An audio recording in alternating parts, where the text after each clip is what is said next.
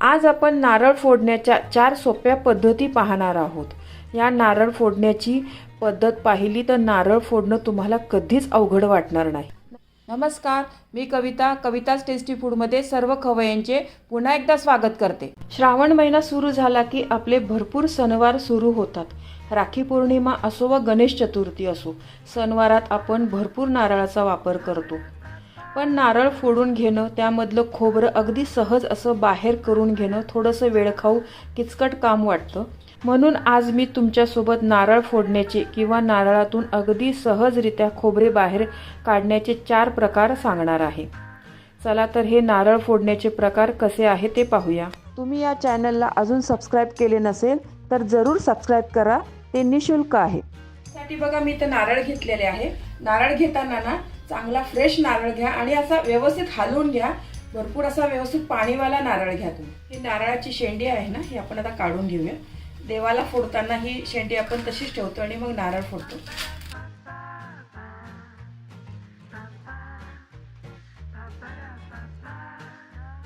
हे बघा व्यवस्थित शेंडी काढून घेतलेली आहे मी.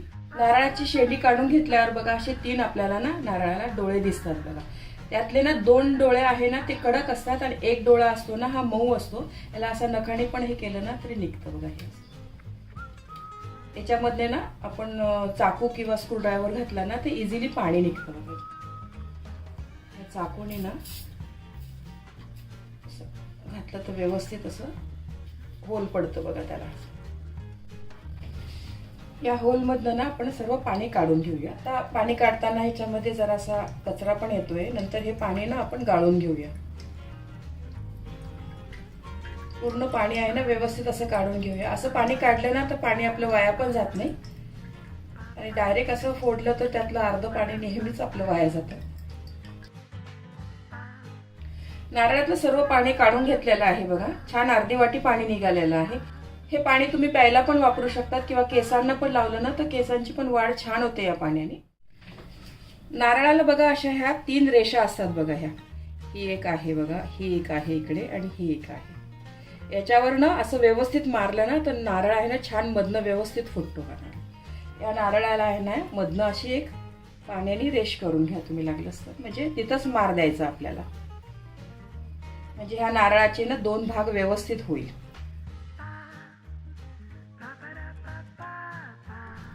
हे बघा पूर्ण रेष ना पाण्याने मी करून घेतलेली आहे.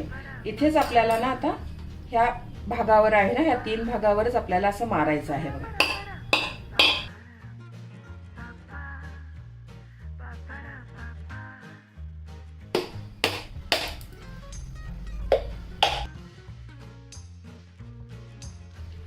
हे बघा त्या भागावरच व्यवस्थित मारलं ना नारळाचे छान व्यवस्थित 2 पीस झालेले आहे, एकसारखे झालेले आहे. हे नारळ आहे ना व्यवस्थित फोडून घेतलेलं आहे. या नारळामधनं खोबरं काढणं ना थोडंसं अवघडच काम आहे. तर या नारळामधनं खोबरं कसं काढायची याची सोपी पद्धत मी तुम्हाला सांगणार आहे. हा नारळ आहे ना एका चाळणीमध्ये असा ठेवा तुम्ही. एका पातेल्यामध्ये पाणी गरम करायला ठेवलेलं आहे बघा मी. यावर अशी ही चाळण ठेवते. ह्याच्यावर असं ताट झाकून ना एक 10 ते 15 मिनिटं ना आपल्याला हे वाफवून घ्यायचं आहे. तुमच्याकडे जर स्टीमर असेल ना तर त्याचा वापर केला तरीही चालेल. स्टीमरमध्ये पण हे खोबरं आहे ना छान वाफवून होतं. स्टीमर नसेल तर असं हे पारंपरिक पद्धतीने पातेल्यामध्ये केलं तरी चालेल. 15 मिनिट झालेले आहे. गॅस मी आता बंद करते. हे नारळ छान वाफरले आहे बघा. हा नारळ आहे ना पूर्ण गार करून घेऊया. हा नारळ बघा पूर्ण गार झालेला आहे. आता आपण चाकूने ना हा नारळ आहे ना सर्व बाजूनी मोकळा करून घेऊया.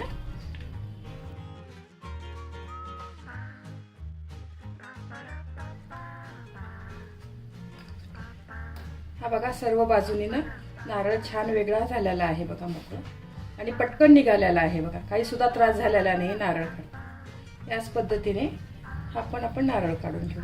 सोपी पद्धत आहे बघा नारळ ना या करवंटीमधनं काढण्याची. अजिबात काही त्रास झालेला नाहीये.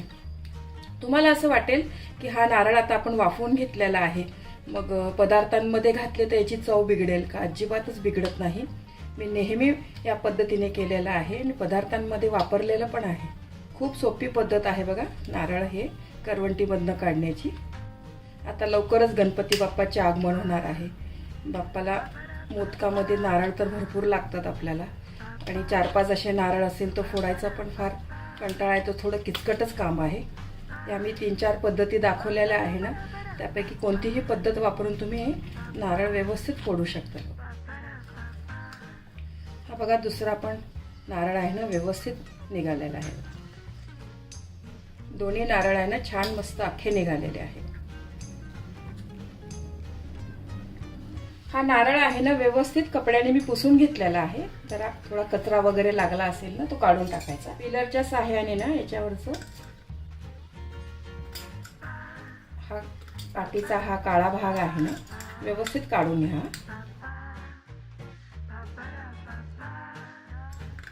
तुम्ही हा भाग आहे ना चाकूने पण काढू शकता, चाकूने पण चांगला निघतो.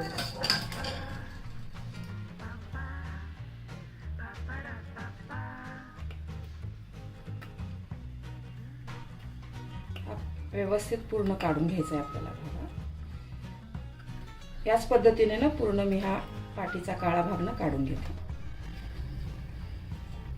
हा बघा नारळाचा ना पाठीचा भाग पूर्ण काढून टाकलेला आहे मी. छान पांढरा शुभ्र नारळ झालेला आहे. तिसरी पद्धत पण मी तुम्हाला सांगते बघा. हे मोठी आहे ना किसनी, या किसनीवर असं किसलं ना तरी पण हा भाग आहे ना व्यवस्थित निघतो बघा.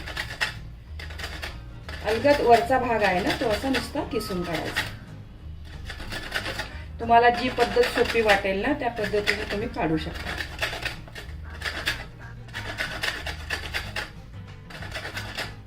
हे बघा नारळाचा खालचा भाग आहे ना व्यवस्थित मी काढून घेतलेला आहे. हे एवढं निघालं आहे. हे भाजीसाठी पण तुम्ही वापरू शकता, वाटणामध्ये घातलं तरी चालेल. हे चाकूने ना या नारळाचे आपण छोटे छोटे तुकडे करून घेऊया. अगदी बारीक बारीक करा तुम्ही असे स्लाइस. हे बघा या नारळाचे ना व्यवस्थित तुकडे करून घेतलेले आहे. हा नारळ आहे ना तुम्ही फ्रीजमध्ये 1-2 ते 3 दिवस ठेवून वापरू शकतात. चांगला राहतो, खराब होत नाही. फ्रीजरमध्ये मात्र महिनाभर चांगला राहतो हा नारळ. तुम्ही यापासून कधीही वाटण करू शकता, चटणी करू शकतात, मोदक कशासाठी पण हे नारळ वापरू शकता. आता आपण नारळ फोडण्याची ना दुसरी पद्धत पाहूया. त्यासाठी पण एक नारळ घेतलेला आहे, त्याची पण मी अशी शेंडी काढून घेतलेली आहे. हा नारळ आहे ना कुकरमध्ये आपल्याला असं घालून याची आपल्याला एकच शिट्टी करायची आहे, किंवा शिट्टी येण्याच्या आधी गॅस बंद केला तरीही चालेल. तुम्ही या कुकरची मी एक शिट्टी करून घेणार आहे. कुकर आपला गार झालेला आहे बघा. यातनं हा नारळ काढून ना थोडासा गार करून घेते मी. सध्या खूप गरम आहे, थोडासा गार केल्यावर मग आपण याला फोडूया. हा नारळ आहे ना फोडण्याच्या आधी याच्यामधलं पाणी आपण काढून घेऊया, म्हणजे हे पाणी आहे ना आपलं वाया जाणार नाही.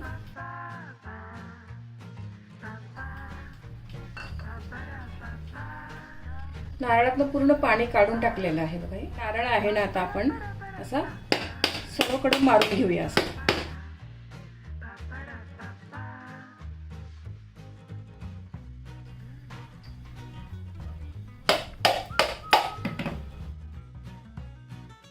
हा बघा हा नारळ पण छान व्यवस्थित फुटला आहे आपला व्यवस्थित. परत आपण चाकूने ना हे काढून घेऊया.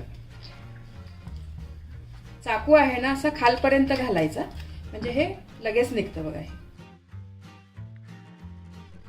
हा पण नारळ आहे ना व्यवस्थित निघाला आहे बघा. एकदम छान सोप्या पद्धतीने निघाला आहे. आता आपण नारळ फोडण्याची तिसरी पद्धत पाहणार आहोत. यात पण आपण आधी सांगितल्याप्रमाणे हा मऊ भाग आहे ना याच्यातनं आपण नारळातलं पाणी काढून घेऊया आधी, म्हणजे पाणी आपलं वाया जाणार नाही.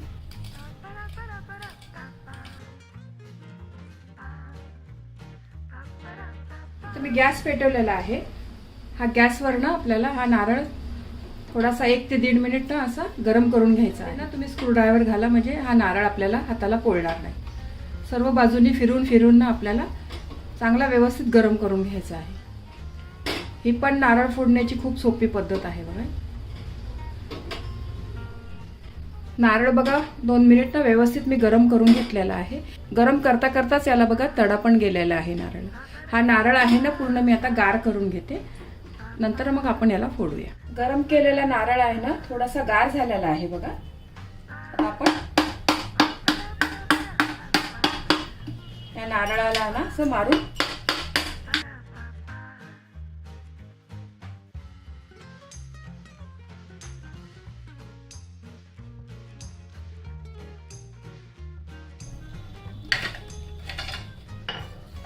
हा बघा सर्व नारळ आहे ना, किती छान मस्त अख्खा नारळ निघालेला आहे बघा.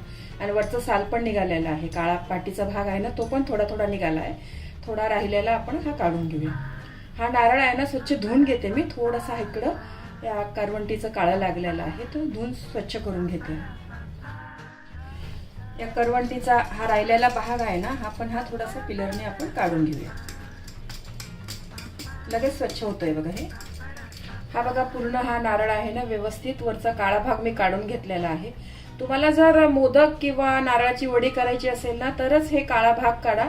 घरी चटणी किंवा वाटण्यासाठी वापरायचं असेल ना तर काळा भाग नाही काढला तरीही चालतो. असं करून तुम्ही मोदक किंवा नारळाची वडी बनवू शकतात, खूप छान बनते.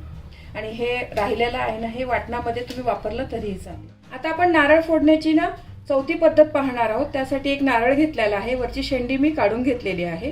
हा नारळ आहे ना एका पॉलिथिनच्या पिशवीमध्ये मी घालते असा, आणि वरनं ना अशी क्लिप लावून घेते. हा नारळ आहे ना आपल्याला फ्रीझरमध्ये एक 12 तास ठेवायचा आहे. फ्रीजमध्ये नाही, फ्रीझरमध्ये ठेवायचा आहे. हा बघा हा नारळ आहे ना एक 12 तास झालेले आहे फ्रीझरमध्ये ठेवून, फ्रीझरमधनं काढले आहे. हा नारळ पण ना आपल्याला असाच ह्या बत्त्याने ना असा त्याच्यावर मारायचा आहे बघा.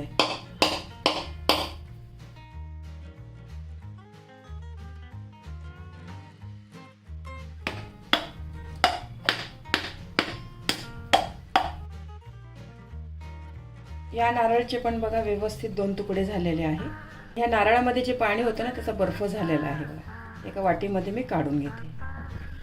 हा नारळ पण बघा मधोमध छान व्यवस्थित फुटलेला आहे. त्याचं खोबरं पण आहे ना, हे आपण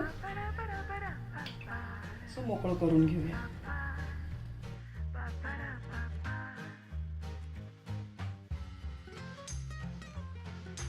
सर्व बाजूने ना आधी हे चाकू घालून ना हे मोकळं करून घ्या.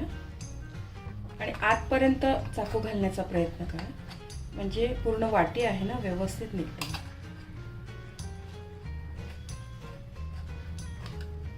बघा पूर्ण छान व्यवस्थित वाटी निघालेली आहे. याच पद्धतीने हा पण नारळ काढण्याचा प्रयत्न करूया. बऱ्याच वेळा मी असं फ्रीझरमध्ये ठेवून नारळ फोडलेला आहे ना, तर त्याचा अख्खा पण असा अखंड नारळ निघालेला आहे. आणि कधी कधी असं 2 तुकडे झालेले नारळाचे व्यवस्थित असं निघतं. हे नारळाच्या क्वालिटीवर असतं. कधी कधी नारळाचे हा भाग आहे ना फारच असा घट्ट आणि कडक असतो, आणि काय काय याचा पातळ सॉफ्ट असल्यामुळे ना अख्खा नारळ पण निघतो.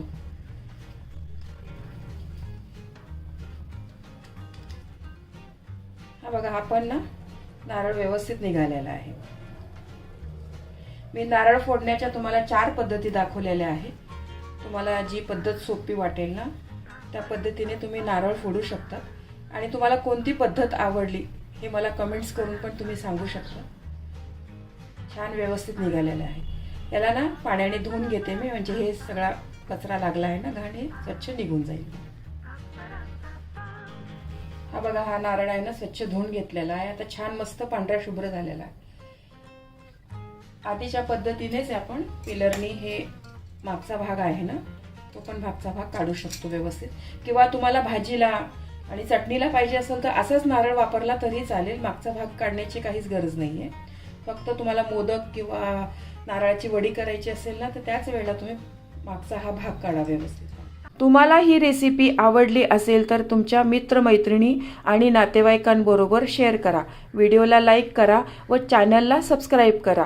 रेसिपीला कमेंट्स करा. तुमच्या कमेंट्स वाचायला मला फार आवडतात.